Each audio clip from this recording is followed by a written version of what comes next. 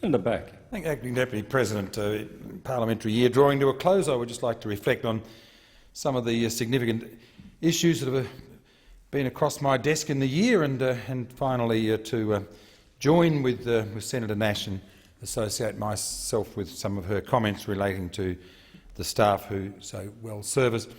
The year began for me, Acting Deputy President, when I introduced my Animal Protection Bill, Private Senator's Bill, into this place.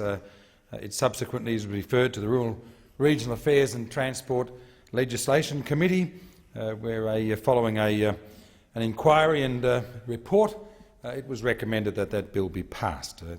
The Scrutiny of Bills Committee quite rightly asked a number of questions which have been responded to, and I look forward in 2016 to that legislation finding its way into the notice paper and to be debated.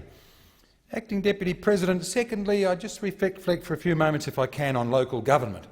We know very well that officially it doesn't exist under our Constitution, serviced by states, but we also know that local government is closest to the people. Last week, I reflected on the awful bushfires in the town of Esperance, and subsequently, of course, we've had them north of Adelaide. And it goes to show again the important role of local government in coordinating emergency services in their communities, prevention and preparedness, and then response and recovery. But all too rarely do we actually congratulate those who have excelled in local government, and I want to do that, if I can now, by advising the Chamber of an Australian Organisational Excellence Award, Gold Award, to a very close friend and associate, the Chief Executive of the City of Melville, where I reside in WA, Dr Shane Silcox. The Australian Organisational Excellence Foundation sets very, very high international standards, and I'm pleased to advise that recently the City of Melville became the first Western Australian local government and only the third Western Australian organisation to have won this gold award.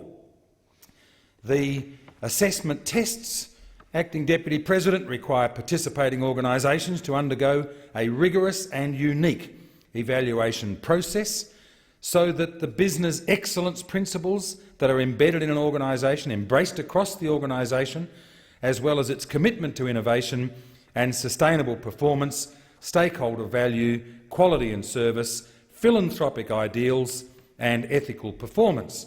Since I don't spend much time in my home in Mount Pleasant in the City of Melville, I don't have the opportunity to enjoy many of those services, Acting Deputy President. But again, I'm delighted that the Mayor of Melville, Russell Aubrey, again a very close friend, made this comment the other day in receiving the award on behalf of the City, congratulating the CEO, management and staff of this achievement and the reflection of their shared commitment to business excellence and dedicated focus.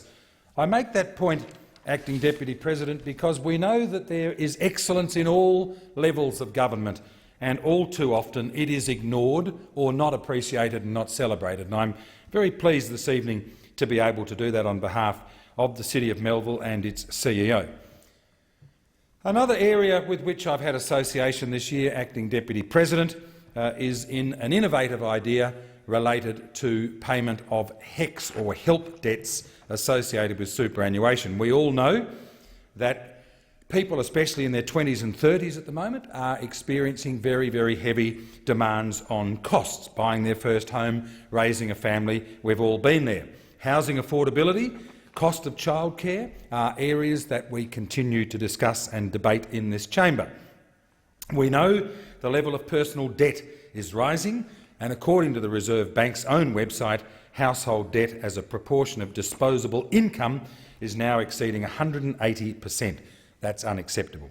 An associate, Mr John Adams, an accountant, has worked previously for a senator in this place, has come up with the concept that a young person between the ages of 25, 26 and 40 years of age, perhaps one who never had the opportunity to go to university when they left school, now sees the benefits of a university education but perhaps might not be able to afford it, or indeed a graduate who has a HECS debt at a time when they're meeting other expenses, should be able to draw on their super fund to actually pay down their HECS debt. A win for that person, because obviously they either don't have the debt ahead of them or don't have the repayments each payday. A win for government, because naturally the ever-increasing HELP or HECS debt is one that is of concern to us all and the budget. A benefit to somebody who might otherwise not have been able to afford or take the step to go to university. And we all know, we've said often enough in this place, if you have a university degree, you will earn $1 million more in your career than you might otherwise have earned. So at retirement, we'd expect that person to be better off. But the last essential element of this proposal, Acting Deputy President, is that once that person has got themselves over their level of indebtedness and they're in a more comfortable position to be able to do so, they would actually then repay into their super fund over time the amount of money plus interest that they have taken out. So let's imagine by 40 years of age they've still got 25 years ahead of them, and let's say they've got a $50,000 HECS debt which they drew out, have utilised. Then in that final 20 years of working life they have the chance to put $2,000 a year back in, and the original fund is then protected. It is an idea that I think has got merit. It's one that we are taking through the various processes, Parliamentary Budget Office, hoping that Treasury will have a look at this proposal. So not a proposal that will erode super, a proposal that will allow a young person who has accumulated a super fund to use it more effectively at the early stage of their professional life when they need it, on the basis that by the time they retire, that original fund will be restored.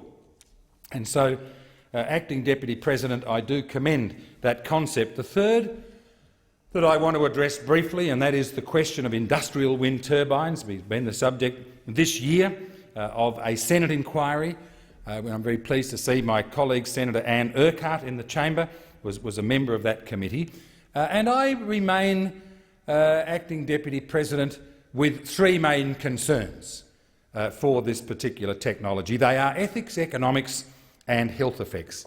The ethics, regrettably, of some of the proponents and operators of these wind farms is to be questioned, and if I need to provide evidence of that, I need go no further than the concept of $2 shell companies that actually run the wind farms. And why is that of interest, of course? Because if anybody feels aggrieved at any time in the future that they decided they want to litigate, whether it's because of a fire caused from a gearbox burning, whether or not in fact they have got an adverse health effect, to which I'll come, or indeed if it's a local government that needs to decommission a wind farm at the end of its useful life, should they decide they want to litigate against the operating organisation, they will find they are a $2 shell company.